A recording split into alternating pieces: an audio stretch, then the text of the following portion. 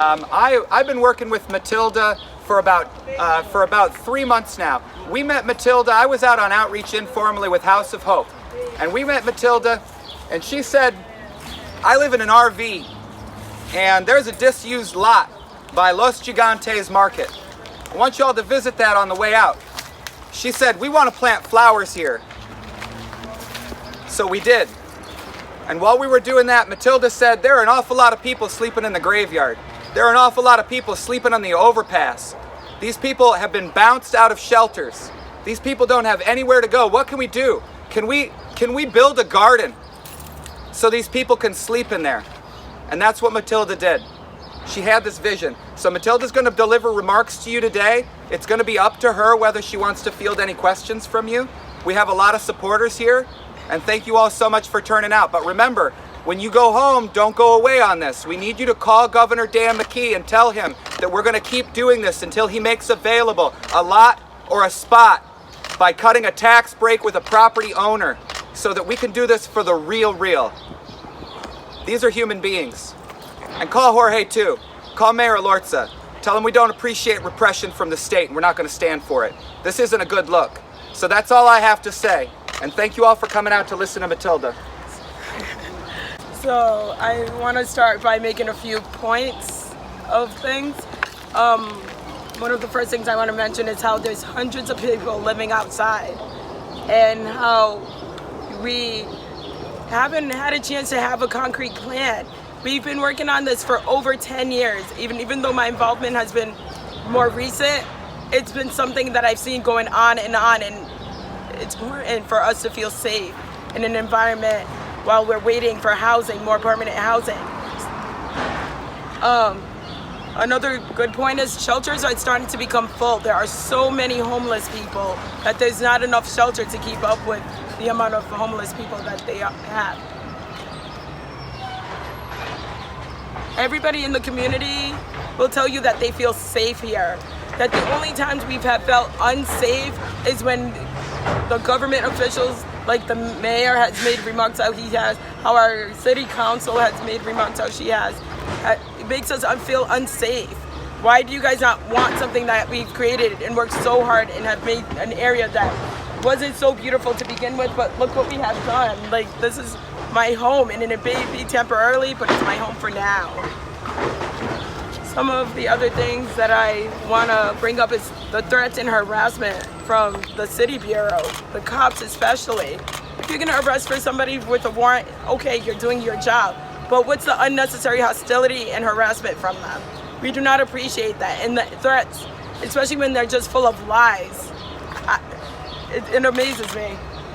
Actually, I'm coming out as my true self with these. My actual name is Diumila Almonte, and I'm known as Matilda.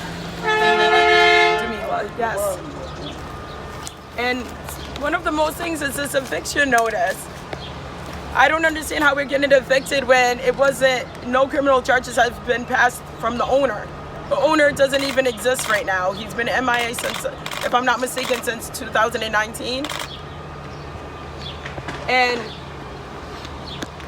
these people have been subject to illegal questioning, illegal search of their property. Cops trying to tear down these tents, and it's just not appreciated because everybody deserves to be respected, no matter what background, no matter what color. Like, it's sad that we're going through this civil war. Like, think about it. In the 1920s, we fought for women equality.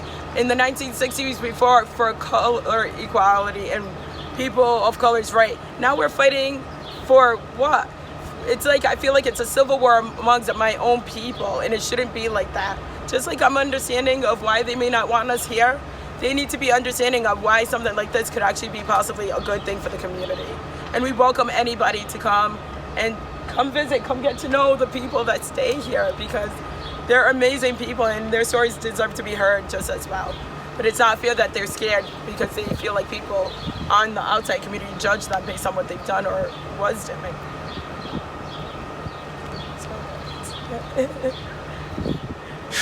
I guess if you guys want to ask questions, I'm more than open to answering. About how many people stay here? Currently about 15, including myself.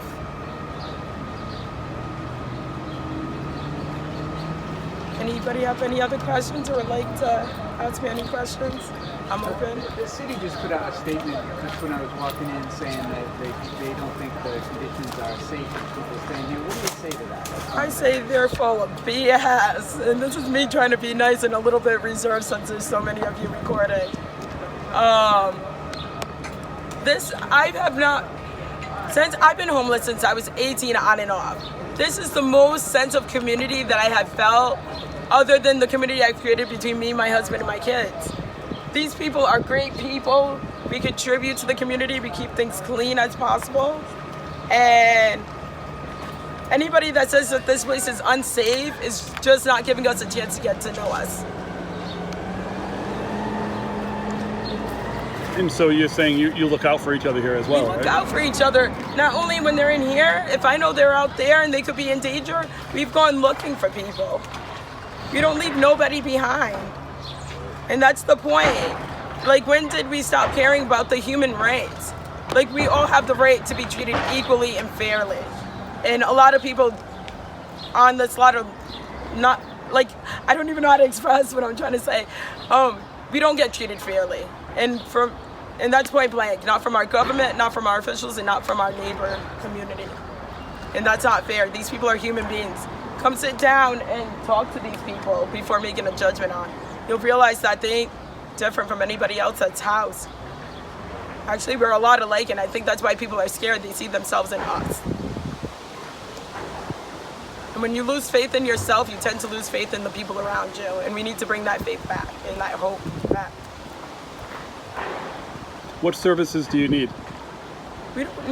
It's not that we need services. We're already working on services. What I accomplished in one day, Mary Kay Harris couldn't accomplish in a week. And it took a simple phone call to people and reaching out to my community. This, I could freely say, is my community that I created with my community. And I love it. I wouldn't have asked for such a great people in my life. They've become family to me, and I'm proud to look at them all in the eye and say that they're my family, and I love them so much for that. Now, what you want the city to give you a more permanent place, but it seems like you like being together with this family you've created. I created this, but my goal is to see them succeed and have their own apartment. I want to be able to someday go knocking and be annoying at, 3 o'clock in the morning and be like, hey, let me in, what you need, and check up on them. This is not a permanent solution, but it's a solution good enough to make people realize what it is that we need. You emphasize what you would like officials to do? To just be part of the community, to come visit us, to actually get to know us. Ask every one of these people here need things that are specific to them. So for me to say that we need this, we need that, wouldn't be fair without talking to them. The notices said 48 hours. What's going to happen when that 48 hour comes? Honestly, I'm not sure what might happen for everybody else, but for me, I'm standing my ground. Unless there's a permanent solution to the problem, and unless you want to be part of that solution, I don't see why we would have to go anywhere else but where we've been. Did they say what might happen? They're saying that there might be vouchers for hotel, but we don't want a 3-day solution because we're going to end up right back doing the same thing that we're doing now. Any other questions? I'm good. Thank you for your time. Thank you. Thank you.